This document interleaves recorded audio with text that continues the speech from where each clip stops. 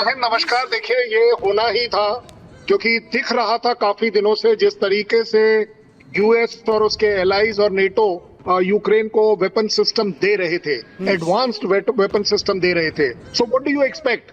क्या रशिया नहीं करेगा इस्तेमाल? अगर आप अपने तरफ से वो वेपन सिस्टम देंगे जो रशिया के डीप इनसाइड अगर अटैक करेगा, बट यस, मैं ये मानता हूं कि रशिया ने बहुत जल्द इस लड़ाई का स्केल और ऊंचा कर दिया जब पहली बार आईसीबीएम्स का इस्तेमाल हुआ है। और आईसीबीएम इस्तेमाल करने का सीधा सीधा मतलब रशिया बता रहा है नेटो को और यूएस को कि यूक्रेन पर यह अटैक नहीं है, यह रिटेलिएटरी अटैक है। आपके जो स्टॉर्म शैडो है उसके ऊपर है, ये आप जो सप्लाईज यूक्रेन में दे रहे हैं उसके ऊपर है। अब आप देखेंगे कि पोलैंड जैसी कंट्रीज को भी एक तरीके से चैलेंज किया जाएगा, उनको टारगेट किया जाएगा, क्योंकि रूस ने कहा है। बिल्कुल, आप बिल्कुल सही कह रहे हैं, क्योंकि रूस ने यह कहा है कि हम पोलैंड तक भी अटैक करने से नहीं चूकेंगे। लेकिन जो बाइडेन ने अभी तक के डिसीजंस लिए हैं, जैसे एक्लेट हुआ है युद्ध को लेकर जो डिसीजंस लिए गए, तो क्या सीरियस नहीं लिया गया रूस को? और उसने अब शुरुआत उसकी कर दी है। वर्ल्ड वॉर 3 बार कह रहे थे सभी होगा, सब कह रहे थे परमाणु युद्ध की ओर सिचुएशन चली जाएंगी, उसकी क्या शुरुआत हो गई है सर? मैं सीधे सीधे पोलैंड का नाम इसलिए ले पा रहा हूं क्योंकि रशिया काफी टाइम से बोल रहा है कि पोलैंड का जो यूक्रेन को आर्म सप्लाई का रूट है वो उसे रोकना चाहिए, पहली बात। दूसरी बात, अगर हम ये कहें कि यूएस और नेटो कंट्रीज इसको ज्यादा फ्यूल अप कर रहे हैं, आग में पेट्रोल का काम कर रहे हैं, वो ज्यादा सही इसलिए होगा कि आप तो पीस की अब बात ही नहीं कर रहे, आप तो अब उसको आम इस तरीके से कर रहे हैं यूक्रेन को, हालांकि उसमें सारा नुकसान यूक्रेन का है। बट अगर सीधी अब अगर लड़ाई आगे की आप देखेंगे तो high technology destructive weapon system NATO US versus so called Russia. अब आप ये नई लड़ाई देखेंगे जहां पर लड़ाई कॉन्टैक्ट बैटल की नहीं होगी, अब लड़ाई होगी हाई टेक्नोलॉजी की, हाई डिस्ट्रक्शन की। तो लेवल 2 इस युद्ध में अब देखने को मिलेगा। सर बहुत शुक्रिया हमारे साथ यहां पर जुड़ने के लिए। जिस तरीके से हम लोग की शुरुआत यहां पर हुई है और जिस तरीके से कर्नल शैलेंद्र सर यहां पर कह रहे हैं कि अब ये जो वॉर है ये नेक्स्ट लेवल पर जाती हुई यहां पर नजर आएगी। लेकिन आप ये समझिए कि इसकी शुरुआत आखिर क्यों हो रही है और पुतिन इतने तिलमिलाए हुए क्यों है कि आईसीबीएम का इस्तेमाल यहां पर किया जा रहा है, क्योंकि इससे पहले बड़े 2 हमले रूस ने झेले। पहला हमला अमेरिकी मिसाइल से होता है और उसके बाद दूसरा हमला स्टॉर्म शैडो के जरिए यहां पर होता है, जिसके बाद रूस के राष्ट्रपति पुतिन की जो चेतावनी है वो बेअसर होती हुई नजर आती है। यूक्रेन का जो रूस पर एक और जो घातक हमला है वो नजर आता है, जिससे पहले पुतिन ने चेतावनी दी थी।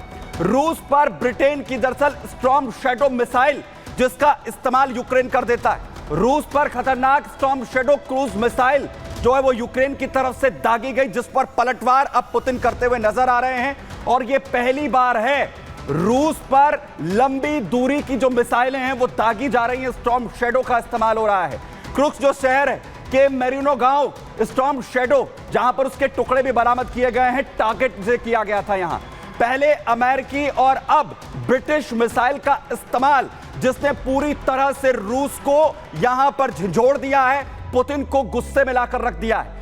बाइडेन के ऑर्डर के बाद से यूक्रेन जो है वो रुकता हुआ नजर नहीं आ रहा है, लगातार हमले एक के बाद एक रूस पर कर रहा है। जो अमेरिका की तरफ से कहा गया था कि अंदर घुसकर वार करो, जहां इससे पहले अमेरिकी ATACMS मिसाइल के जरिए हमला यूक्रेन की तरफ से रूस पर किया गया था, उसके बाद रूस के ब्रॉस्क बॉर्डर इलाके पर तबाही जो है वो ATACMS के जरिए मचाई गई थी।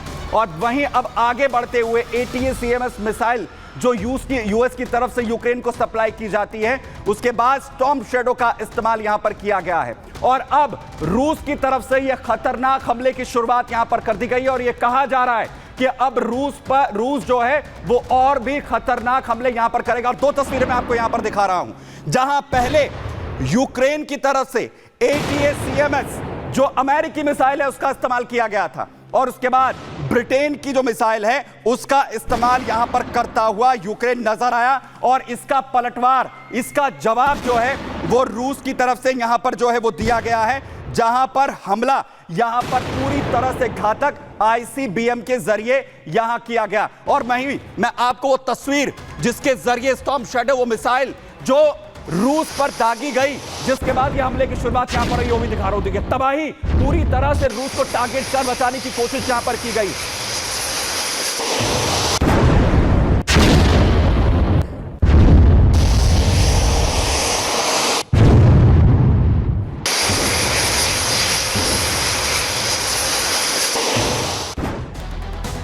लेकिन आईसीबीएम का इस्तेमाल करने का आखिर क्यों रूस ने ठाना है, जिससे पहले वो चेतावनी दे चुका है कि वो परमाणु हमले भी करेगा? इसकी वजह है क्योंकि स्टॉर्म शैडो अपने आप में बेहद खतरनाक है।